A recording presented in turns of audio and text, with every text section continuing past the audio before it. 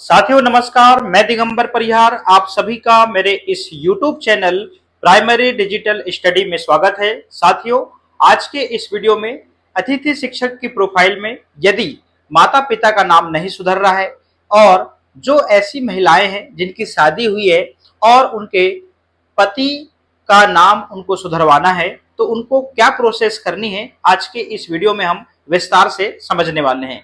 तो साथियों, सबसे पहले आपने एजुकेशन पोर्टल 3.0 में जैसे ही आपने प्रोफाइल को देखा, तो प्रोफाइल में आपने देखा तो आपके माता या पिता का जो नाम है वो गलत आ रहा है। दूसरी चीज, ऐसी महिलाएं जिनकी शादी हो गई है तो वहां पर पिता के नाम के जगह उनको हस्बैंड का नाम कराना अनिवार्य है।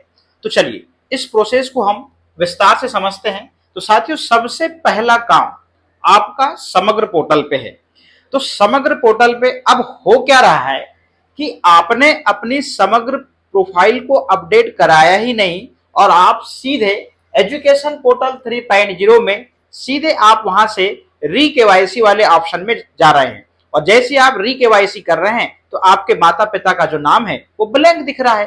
तो सबसे पहले आप अपने समग्र प्रोफाइल में अपने माता पिता का नाम तो सुधरवा लीजिए, उसके बाद आप फिर एजुकेशन पोर्टल 3.0 में जाएंगे और फिर समग्र री केवाईसी करेंगे। तो साथियों, ये रहा आपका समग्र पोर्टल और समग्र पोर्टल से आपको अपनी प्रोफाइल अपडेट करना है।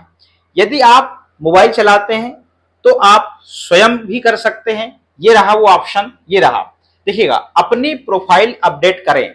तो सबसे पहले ऐसी महिलाएं जिनकी शादी हुई है उनको अपने पिता के नाम की जगह हस्बैंड का नाम कराना है। तो सबसे पहले उनकी समग्र आईडी, जहां आपकी शादी हुई है उस परिवार में समग्र आईडी को आपको जुड़वाना है, आपको ट्रांसफर करानी पड़ेगी। यदि आपकी समग्र आईडी जिस परिवार में शादी हुई है उस परिवार में आपकी समग्र आईडी जुड़ गई है तो आपका जो हस्बैंड का जो नाम है वो बहुत ही आसानी से सुधर जाता है। साथियों, जैसे हम यहाँ पर अपनी प्रोफाइल अपडेट करे वाले ऑप्शन पे क्लिक करते हैं तो देखते हैं अगला जो ऑप्शन है वो क्या आता है। अगला जो ऑप्शन आता है वहां पे आपको अपनी सदस्य की समग्र आईडी डालनी होती है। मतलब आपको स्वयं की यदि आप प्रोफाइल अपडेट कर रहे हैं तो आपको अपनी क्या डालनी है, वहां पे समग्र आईडी डालना है और समग्र आईडी डालने के बाद में आपको यहाँ पर कैप्चर कोड डालना होगा। साथियों, जैसे आप कैप्चर कोड डालते हैं तो इस प्रकार का जो स्क्रीन है वो आपके सामने होता है। लीजिए, ये रहा, अपनी प्रोफाइल अद्यतन करें और यहाँ पे जैसे आपने समग्र डाला और कैप्चर कोड डाला और नीचे वाले ऑप्शन को क्लिक करेंगे तो ये वाला स्क्रीन शो होगा। साथियों, सबसे प्लस पॉइंट ये है एजुकेशन पोर्टल 3.0 में जिस पोर्टल को आप लॉगिन करने जा रहे हैं तो जीएफएमएस पोर्टल में जो आपका मोबाइल नंबर दर्ज था वही मोबाइल नंबर आपके इस समग्र में होना चाहिए। साथियों, यहाँ पर मोबाइल नंबर शो करेगा, आप यहाँ से ओटीपी सेंड करे पे आप क्लिक करेंगे और यहाँ से ओटीपी सेंड हो जाएगी।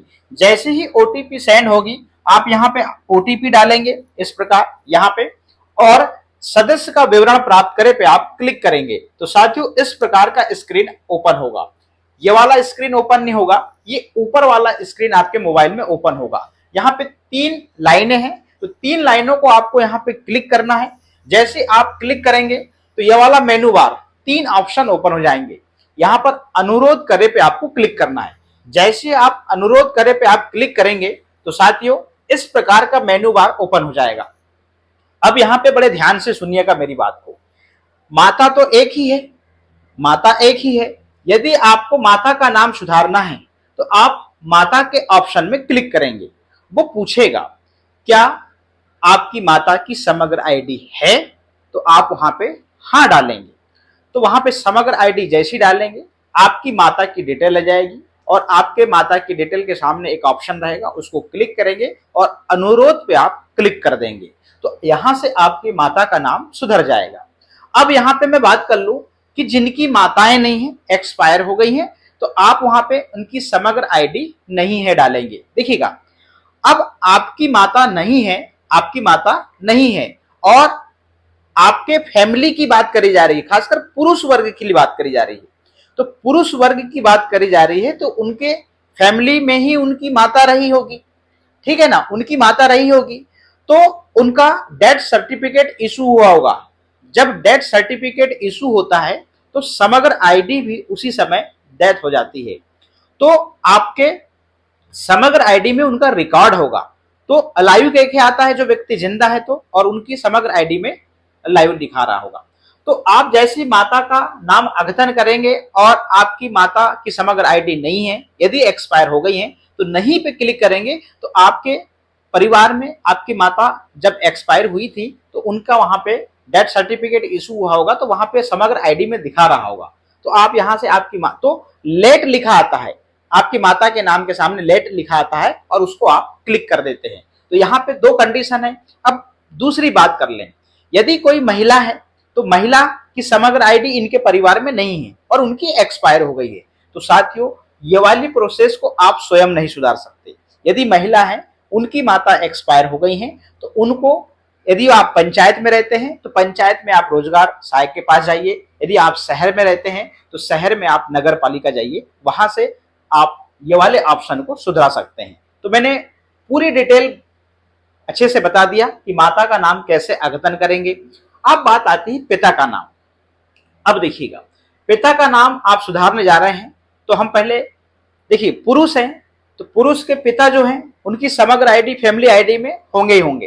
तो आप पिता का नाम अद्यतन करेंगे, वो पूछता है कि क्या आपके पिता की समग्र आईडी है तो हाँ, तो आप जैसे ही क्लिक करेंगे तो आपका पिता का जो नाम है वहां पे आ जाएगा, उसको अनुरोध के लिए क्लिक करेंगे तो 24 घंटे में वो अपडेट हो जाएगा।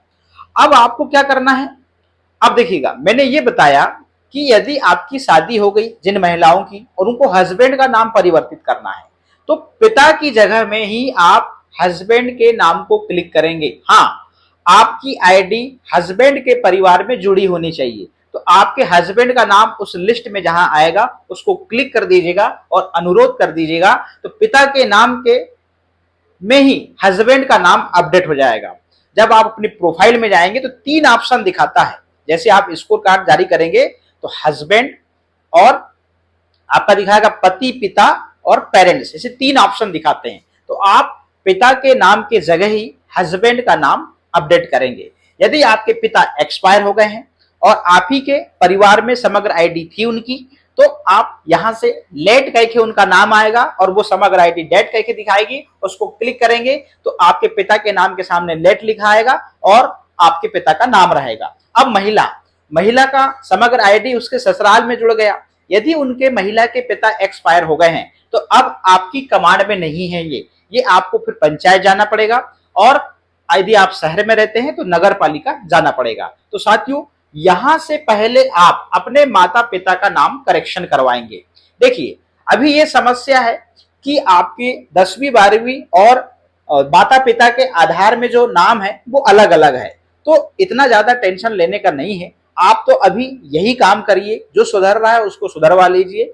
और सत्यापन करता महोदय हमारे प्राचार्य, यदि आपका सत्यापन नहीं करते हैं तो आप उनको एफिडेविट दे दीजिए, आप शपथ पत्र दे दीजिए, आपका सत्यापन करेंगे। और उनको ये कंडीशन बताइए कि अब देखिए, माता पिता का जो नाम सुधरने वाला जो ऑप्शन है ना, वो इसी पोर्टल में आएगा, आप चिंता करने की जरूरत नहीं है। कहां पे? एजुकेशन पोर्टल 3.0 में आएगा।